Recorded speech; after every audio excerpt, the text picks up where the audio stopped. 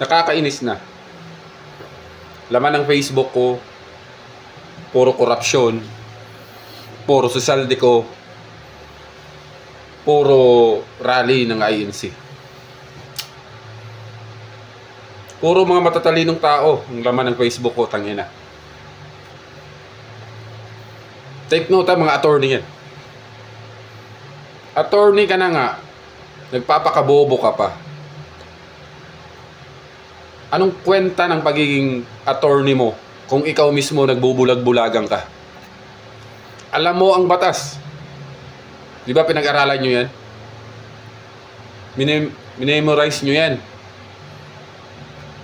Di ba?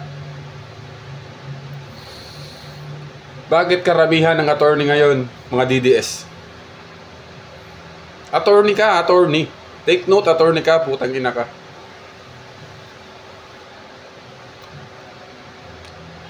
Bakit nagpapakabobo kayo? Nagpapakatanga kayo sa sitwasyon? Harap-harapan na kayong niloloko, ninanakawan,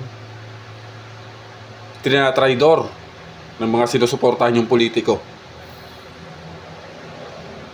Bakit hindi nyo pa rin mapuna? Bakit pinagtatakpan nyo pa rin? At sa mga vlogger dyan na pro Duterte, in short, mga didilis. Tanginan nyo mga vlogger kayo. Nagbigay naman kayo ng tamang impormasyon. Dahil hindi lang kayo, hindi lang kami ang mapapahamak dito. Pati pamilya nyo, damay-damay na. Mag-isip naman kayo mga vlogger. Pinagtatakpan nyo yung mali. Pinagtatanggol nyo yung mga mali. Ninanakawan na tayo ng gobyerno. Tapos pinagtatanggol nyo pa rin. Yung sinusuportahan nyo na si Sara Duterte at mga Duterte.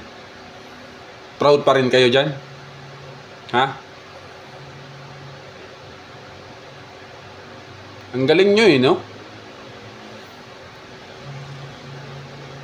Tapos, pag kinompronta kayo ng mga may alam sa sitwasyon, wala kayong may sagot.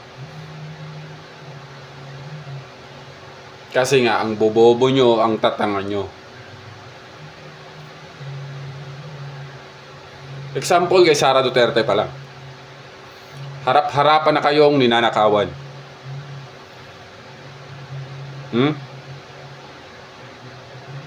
Sa pagpunta niya pa lang sa iba't ibang bansa, sinusuportahan nyo. Yung sabi niya na hindi ka ba ng bayan yung ginagamit niya sa pag-alis niya, sa pagpunta niya sa ibang bansa? Naniniwala kayo doon? Ha? Mga DDS, naniniwala kayo doon? Siyempre sasabihin nyo, oo. Tangin ang tanga-tanga talaga. Politiko yan. Tayo ang nagpapasweldo dyan. Kaya imposible na hindi ka ba ng bayan ang ginagamit niya para makapunta ng ibang bansa. Imposible yan. Kung tanga ka talaga. Bobo ka talaga. Alam nyo mga DDS, ewan ko sa inyo.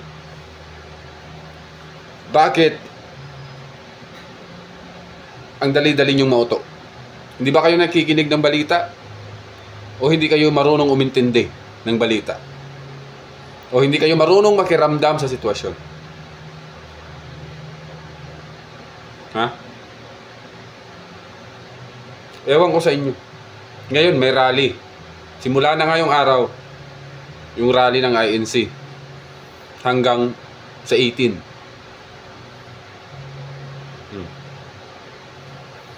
INC,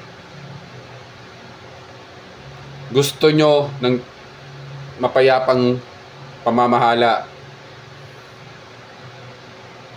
Good governance ang gusto nyo.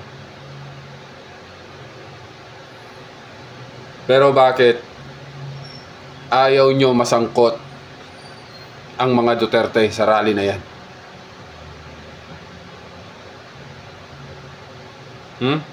Nagprangkahan na tayo dito.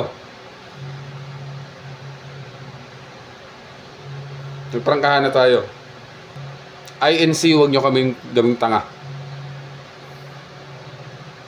At sa mga miyembro ng INC, condolence sa inyo. May mga isip naman kayo. May mga pinag-aralan naman kayo. Bakit bumabase lang kayo sa isang tao? Kung ano yung desisyon ng puno, kahit mali na, sinusunod nyo.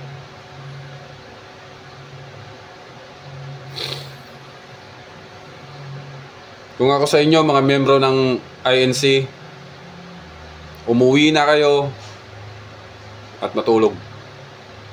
Huwag na kayong sumali dyan. Mapapahamak lang kayo. Pati yung pamilya nyo.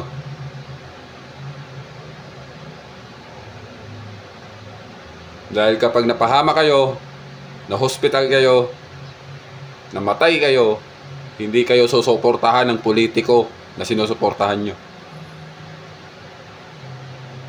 Hindi kayo bibigyan ng award sa pakikipaglaban nyo para sa kanila.